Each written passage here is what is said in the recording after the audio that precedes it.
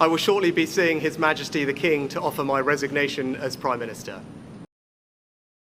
Tribuners, dunia saat ini sedang tidak baik-baik saja. Perang Ukraina sudah memasuki tahun ketiga.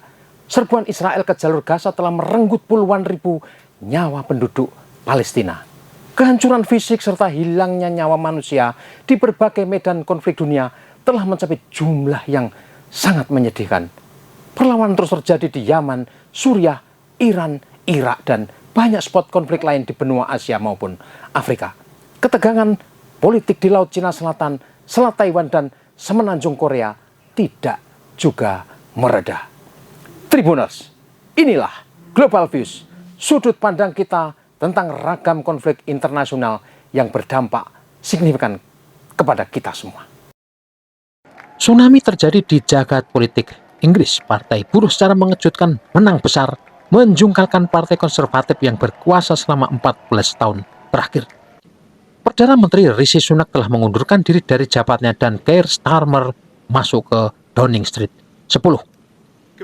Raihan suara Partai Buruh benar-benar sangat menyolok menciptakan sejarah baru terbaik kedua setelah era Tony Blair pada tahun 1997. Bagi Partai Konservatif, hasil pemilu 2024 ini menjadi terburuk sepanjang 200 tahun terakhir sejarah pertarungan politik di Inggris. Hasil exit poll memperlihatkan Partai Buruh diperkirakan akan merebut 410 kursi di House of Commons atau Parlemen Inggris. Kubu konservatif kini kehilangan 234 kursi dan nantinya menyisakan hanya sekira 131 anggota di House of Commons. Kekuatan Partai Buruh akan bertambah besar jika diperkuat Partai Reformasi Inggris pimpinan Nigel Farage yang membelah suara sayap kanan. Apa efek dan konsekuensi domestik kembalinya Partai Buruh ke pemerintahan Inggris? Apa pula dampaknya bagi geopolitik dan kebijakan global Inggris? Realitas politik Inggris kini mengikuti gejala yang tengah terjadi di Prancis ketika kelompok kanan mendepak partai politik Emmanuel Macron dan memantik perubahan drastis di Paris. Di Jerman, kekuatan progresif kanan juga menggerus suara pendukung kanselir Olaf Scholz yang getol mendukung perang Ukraina.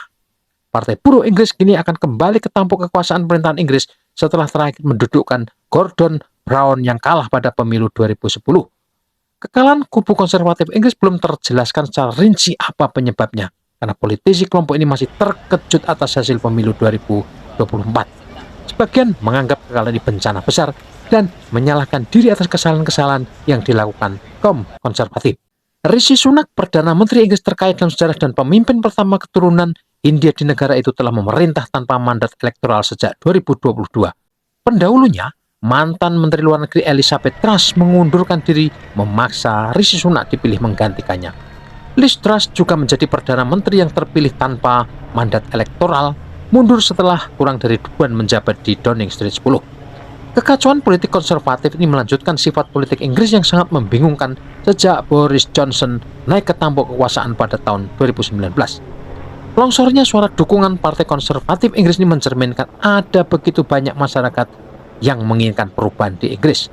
Sebelum diketuai Keir Starmer, Partai Buruh Inggris dipimpin oleh tokoh gaek progresif Jeremy Corbyn yang memiliki basis pendukung di kawasan perkotaan. Sebaliknya, Keir Starmer merebut dukungan signifikan dari para pemilih di pedesaan. Starmer pernah dikecam karena mengeluarkan Jeremy Corbyn dari Partai Buruh.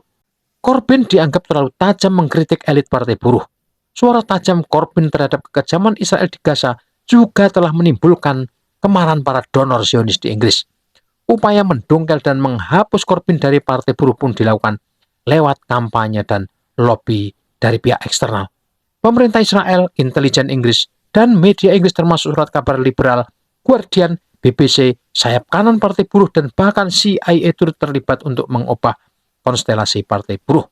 Masalah inilah yang ke depan kemungkinan akan jadi duri dalam daging hubungan Starmer dan Corbyn. Jeremy Corbyn mencalonkan diri kembali melawan kandidat Partai Buruh Praful Nergan, seorang veteran kapitalis Ventura di industri perawatan kesehatan swasta Inggris. Para sekutu Starmer telah memberi isyarat partai tersebut akan mempromosikan kebijakan neoliberal selama masa jabatannya sebagai Perdana Menteri. Hasil pemilu menunjukkan Jeremy Corbyn akan memenangkan kursinya di daerah pemilihannya di Islington Utara. Corbyn diyakini akan mempertahankan platform di parlemen untuk mengkritik pemimpin partai buruh yang berorientasi pada kemapanan dan dukungannya terhadap operasi militer Israel ke Gaza. Secara garis besar, Partai Buruh Inggris mempertahankan keunggulan lewat manifestonya berfokus pada sejumlah isu domestik, mulai pertumbuhan ekonomi, reformasi sistem perencanaan, infrastruktur, energi bersih, perawatan kesehatan, pendidikan, pengasuhan anak, dan penguatan hak-hak pekerja. Inilah daya tarik yang ditawarkan Partai Buruh dan direspon para pemilih Inggris dengan hasil menggemparkan seperti sekarang ini. Apakah kembalinya Partai Buruh akan mengubah kebijakan politik global Inggris di perang Rusia-Ukraina dan konflik Israel-Palestina? Mungkin terlalu dini akan melihat perubahan sikap Inggris di bulan-bulan terdekat. Sebab pernyataan elit Partai Buruh seperti yang pernah dikemukakan Keir Starmer dan John Healey, Menteri Pertahanan bayangan, selama ini tetap pro kebijakan Amerika Serikat dan NATO. Keduanya telah mengecam Nigel Farage, tokoh reformis Inggris yang sesungguhnya memberi sumbangan besar kemenangan Partai Buruh pada pemilu kali ini.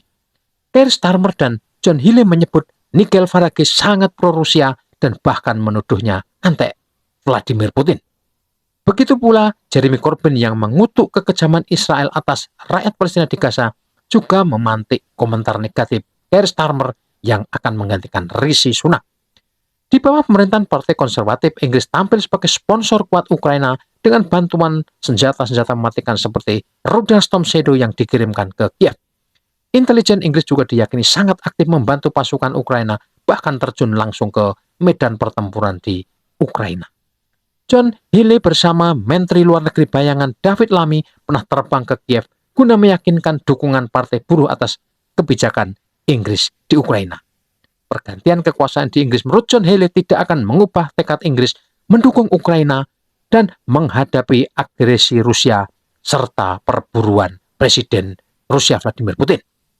Di konflik Israel-Palestina sudah tidak terbantahkan lagi peran dan dukungan kuat Inggris. Konservatif maupun buruh yang berkuasa nyaris tidak ada bedanya dalam kasus ini. Hanya Jeremy Corbyn yang beraliran kiri keras dan circle-nya nanti yang kemungkinan akan memberi warna bagi Partai Buruh saat berkuasa. Tribuners, aneka perubahan politik drastis di 3 negara inti Eropa, yaitu Inggris, Prancis, dan Jerman, pastinya akan juga berpengaruh pada konstelasi dan geopolitik Eropa. Sebaliknya, kita kini juga menyaksikan menguatnya jaringan kerjasama Eurasia yang diinisiasi Rusia dan Cina sebagai kekuatan baru yang mulai mengubah lanskap politik global. Dua-duanya kabar baik, dan yang lebih baik lagi adalah kehadiran kekuatan penyeimbang yang mendorong tata dunia baru yang multipolar. Model jaringan kekuasaan hegemonik suka mendominasi, mengintimidasi, menekan, gemar bertindak sepihak memang harus dilawan sebaik-baiknya.